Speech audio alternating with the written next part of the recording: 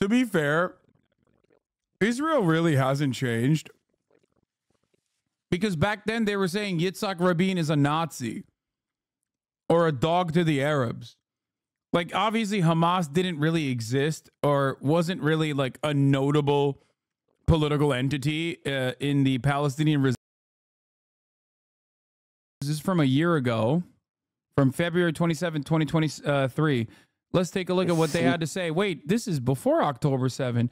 How did they know? Walking into fascism. And it is not and should not be controversial to say so. The question that raises itself is whether Israel has a Jewish supremacy problem. We've always spoken about Jewish self-determination in the context of the State of Israel. But we are now at the point where Jewish supremacy in the State of Israel is determining the nature and functioning of the Israeli state. Former Prime Minister Ehud Barak has said this government shows signs of fascism. The mayor of Tel Aviv has warned that Israel is headed towards a fascist theocracy. And Israel's leading newspaper is publishing editorials expressing concern about what they've... It is pretty funny to think about because this is pre-October 7. Like, literally all of the fucking people that were saying Israel's, bouldering towards fascism are now on, like, unconditional dick riders of said fascism. And they always were, to be fair. Like,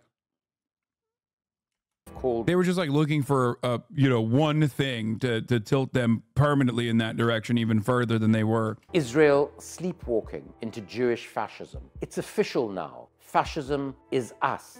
So let's take a closer look at some of the people who constitute this new Israeli government. Bezalel Smotrich of religious Zionism is the finance minister and minister in the defense ministry who lives in an illegal settlement. Smotrich is a notorious racist and a Jewish ultranationalist. He describes himself quite proudly as a fascist homophobe.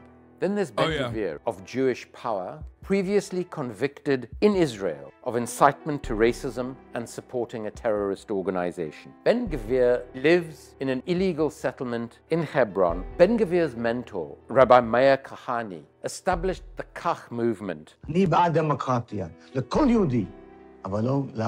This is our country, it is not theirs. I want the Arabs out. They must go. That is the message. They must go. American, by the way. Once again, we can't just, nice American accent. Bro, he's American. What the fuck do you mean? One of the most racist Jewish supremacist movements is literally an American dude from fucking Long Island or some shit, okay? No, that's like straight up.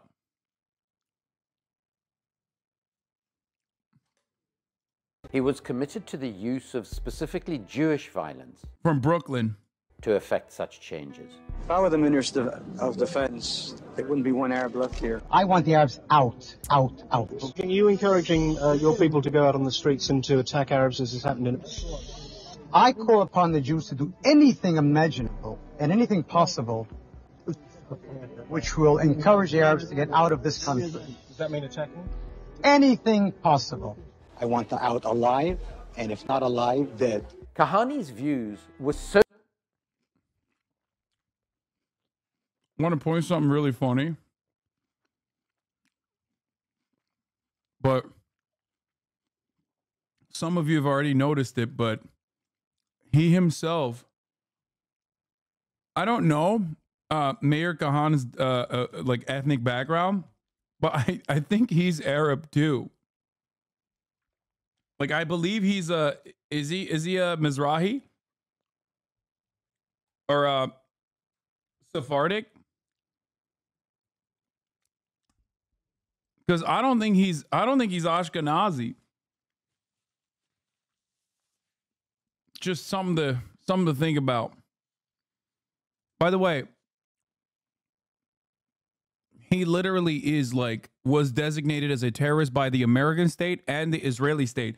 Think about how fucking unhinged you are. Think about how unimaginably unhinged you must be that the Israeli government is like, yeah, dog, I feel like you're a little bit too racist for us. Yeah, Biden removed him in 2021, I think, from the terror watch list. Shouts out to Biden for that one. That was pretty sick. It's great stuff.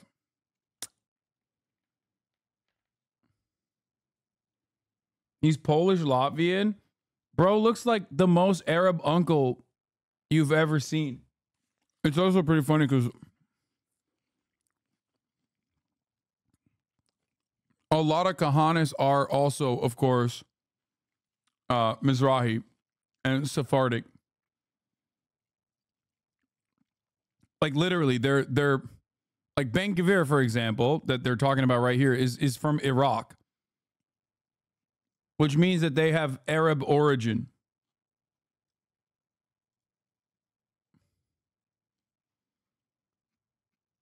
He's Ashkenazi. His ancestry dates back to the 17th century in Ukraine. That's crazy because he literally looks like he could be one of Saddam's body doubles. Regardless, though, Ben Gvir is you're so racist. That one Iranian dude, shut the fuck up, bitch. No, don't come at me at the top of the hour and be like, you're so racist. Why? Because you're serving ads to everyone at the top of the hour. There you go.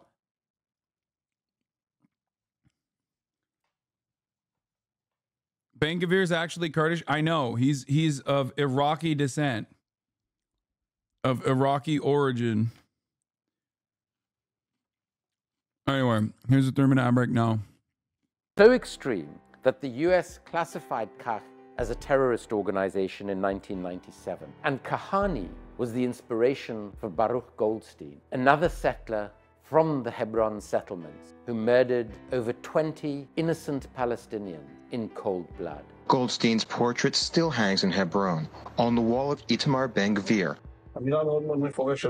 כשהבן שלך בא ושואל אותך, מי זה אבא? מי זה האיש הזה שם בתמונה? שהוא צדיק, אני אומר שהוא גיבור, אני אומר... Ben Gvir is now in charge of the police in the occupied territories.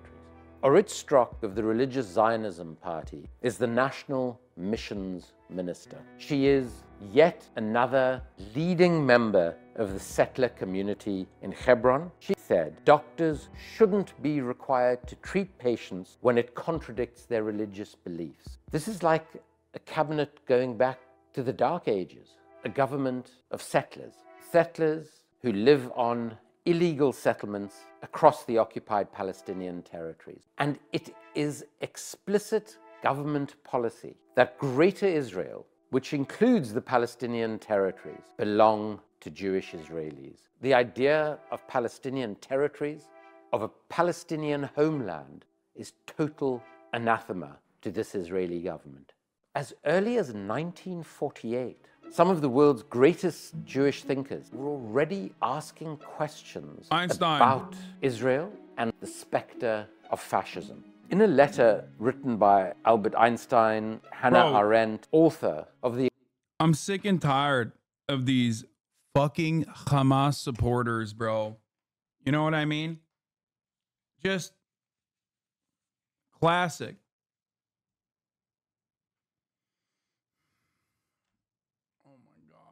Iraqis are not all Arabs, bro. Dude, I know, man. I know. Kurds, Assyrians, Yazidis, Turkmens. That's why I said. That's why I fucking said he's from Iraq. He is of Iraqi descent. Okay? When you live in Iraq for a very long time, or when you live in Turkey for a very long time, if your family has lived in what is now known as Turkey, okay, then yeah, you're gonna have some Arab in you, okay, just as I do, and vice versa. We're Kurdish as well. The point is, he does not see himself as a specifically as a person with like Iraq ethnic heritage, as a person with like Kurdish background, which you would consider Arab, okay? What Israelis would consider Arab.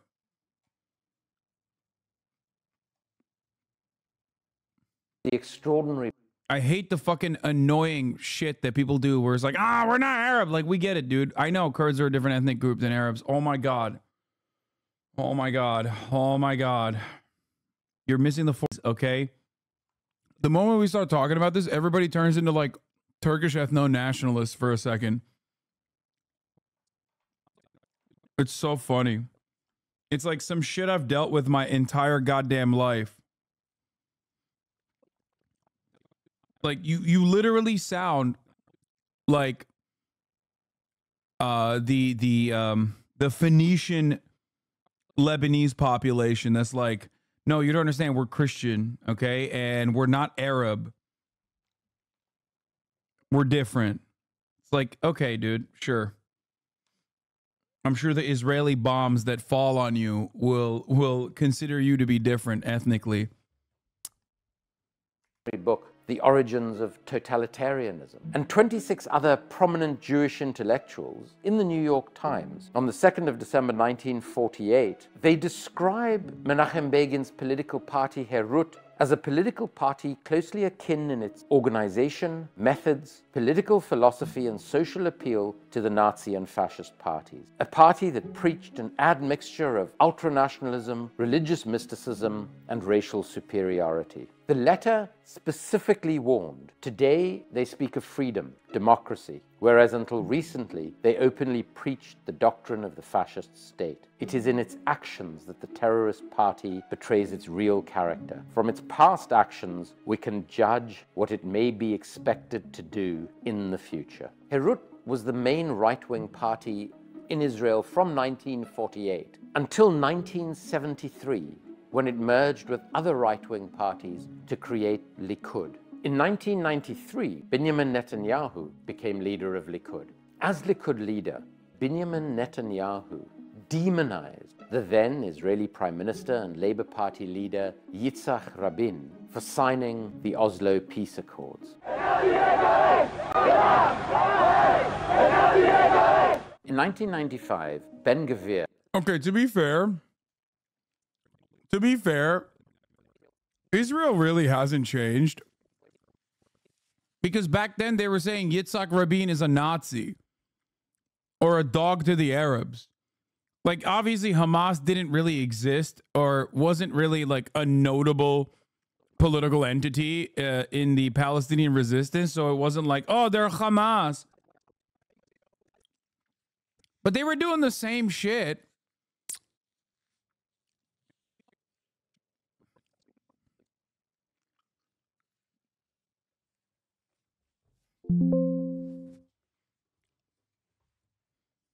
It is pretty funny to think about. Like, they've been one note for 75 fucking years.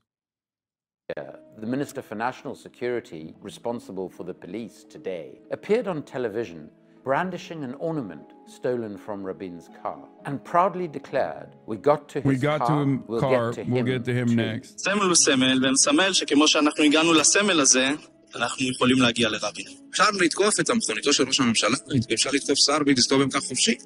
כאשר ראש הממשלה עושה דברים כאלה חמורים, אני חושב שבהחלט אפשר לעשות מעשים חמורים נגדו. A few weeks later, then he was assassinated. The death of Rabin led to the death of the peace process. In 1996, Benjamin Netanyahu became Israeli Prime Minister for the first time. And what he set about doing was the creation of a whole new generation of far-right extremist political leaders in Israel. They included people who have now served under him as cabinet ministers, such as Naftali Bennett, Gideon Sa'ar, Ayelet Shahid, and Avigdor Lieberman. All these people came to prominence and matured politically under Netanyahu's wing of the Likud party. And they all went on to form their own far-right political parties and movements. Despite constant scandal, Netanyahu has been re-elected prime minister on 6 occasions. In 2023, yeah, that's why it's always funny when liberal Zionists are like, no, you don't understand. We have a lot of political discourse in this country, and we hate Netanyahu too. And it's like, bitch, you hate Netanyahu, you keep voting for him. Fuck you mean you hate Netanyahu? Also, the final proof that you actually don't hate Netanyahu was when the ICC came after him. When the ICC came after Netanyahu, we all found out what the fucking liberal Zionists actually thought about Benjamin Netanyahu. All the way from Yair Lapid to every single fucking person who was like run against him, who have either inevitably capitulated to him or has still continued to run against them and failed time and time again. Every single one in lockstep was like, fuck the ICC. What happened? Netanyahu presides over the most right-wing Israeli government in history. Einstein was a Zionist. He was supportive of the creation of the State of Israel, but he was, as he expressed in that New York Times letter, deeply concerned about the sort of country that Israel could.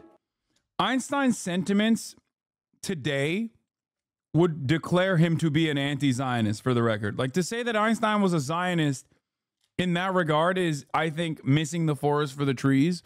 Because his understanding was that, like, yeah, there should be a state there where Palestinians and, the Arabs and Palestinians and the Jews can live side by side with the same exact rights. Like, his perspective on this was literally identical to mine, pretty much. And you know how people feel about my opinion on Israel. Become. And it was up to its leaders as to whether it was going to become a democratic, tolerant nation, or whether it was going to descend into dark fascism and totalitarianism. Israel is at best a partial democracy, but Jewish Israelis do have full democratic rights within the State of Israel. Benjamin Netanyahu's overhaul of the justice system, of which he describes himself as a victim, will fatally undermine even that democracy in Israel. Justice Minister Levin proposes curbing the powers of the judiciary, including allowing members of parliament to enact laws that the High Court has struck down. This will allow parliament to pass unconstitutional legislation. Levin also laid out a law that would empower the country's 120-person Knesset to override Supreme Court decisions with a simple majority of 1 vote. יש לזה כל מיני שמות לצורת שלטון כזו. דמוקרטיה זה לא אחד מהשמות האלה. זו אגדה שמה שהם...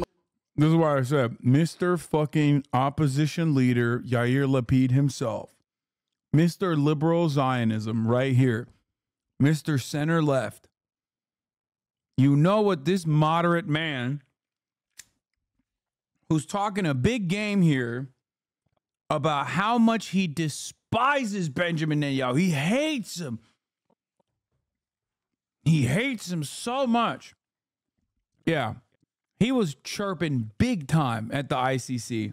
עשו פה עכשיו זה מלחמה באקטיביזם השיפוטי. מה שהם עשו פה עכשיו זה לבטל את המערכת הדמוקרטית הישראלית. The obvious thought that arises is whether Israel's decades of illegal practices against the Palestinian people are now coming home to roost. Whether Netanyahu and the country's most right-wing government in its history are taking the sum total of those.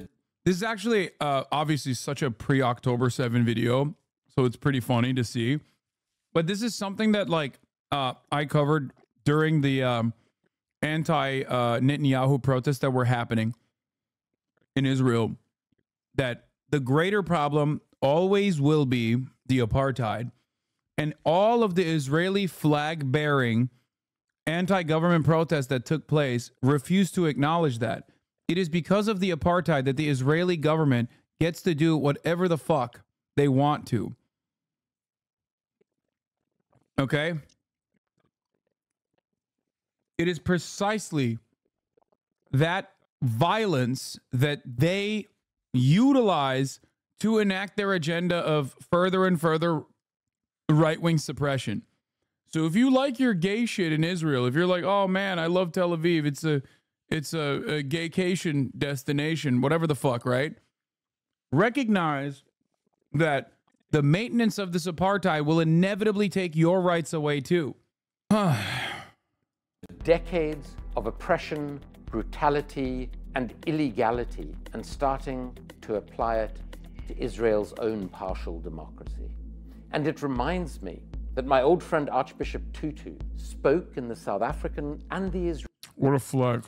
Israeli context of how oppression not only destroys the oppressed, but it corrodes and ultimately destroys the oppressor too. Part of my own concern for what is happening there is in fact not what is happening to the Palestinians, but it is what the Israelis are doing to themselves. I mean, when you go to those checkpoints and you see these young soldiers behaving abominably badly, they are not aware that when you carry out dehumanizing policies, whether you like it or not, those policies dehumanize the perpetrator. Stop saying poor Israelis, bro. This Desmond Tutu, first of all, are you fucking insane? And two, I've said this exact same thing. It's important to understand. No, that's not a super lib take. You guys are, bro! Chatters are chirping at fucking Archbishop Desmond Tutu. Who the fuck do you think you are? What do you mean, bro? Lib take, they say. Who the fuck do you think you are? Because you fucking watched a couple memes online that you're the most radical person? Know your goddamn place, dude. He's quoting Fanon, whatever. Fuck. It's also something that I say as well. It's literally just like, it's objective fact.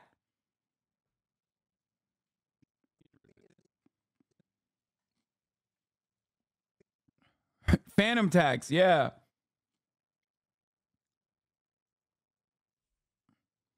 It's true.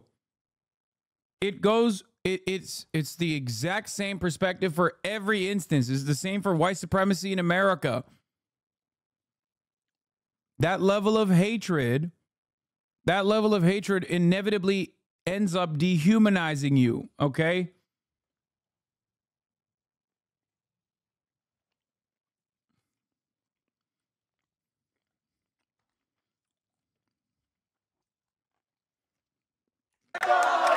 ערבי טוב, ערבי בקבר. ערבי בבן זונה. ליהודים ולשמה. ערבי בבן זונה.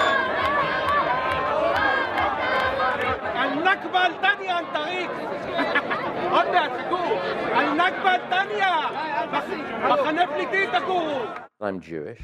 I'm the son of a Holocaust survivor who survived the war in Vienna, hidden in a cellar for 3.5 years. She lost dozens of her own family at Auschwitz and Theresienstadt, and I grew up very much with the knowledge of the real consequences of racism. In addition to which, as a South African committed to non-racism in the country of apartheid, I became very involved with the ANC from quite a young age when it was still a banned and illegal organization. I then landed up serving as an ANC member of parliament under Nelson Mandela. I was invited to speak at Auschwitz by the Auschwitz Institute, and I introduced... I'm trying to be like, lib take. What has this guy done? the first ever motion in the history of the South African parliament on the Holocaust. As the son of a Holocaust survivor, as someone who was born in a racist apartheid state and struggled against that state, my actions are driven by my Judaism, of which I am incredibly proud. For that to be encapsulated in... Another fucking Hamas guy. By the way, there are people who will say this dude is anti-Semitic. I know. You want to know what's you want to know what's funny about that though? More often than not, the people that will just chirp about that dude being anti-Semitic are literally not even Jews, okay? More often than not, it is going to be some random fucking Redditor that got it in his mind that, like, you know, we have to defend Israel unconditionally, and is just repeating shit that they've heard from other people that they see as the foremost authority. This does not mean that there aren't Jewish Zionists who will openly say some of the most unhinged shit. Okay? There are. It's just that it's the likes of Brianna Wu that parrot this idiotic take half the time.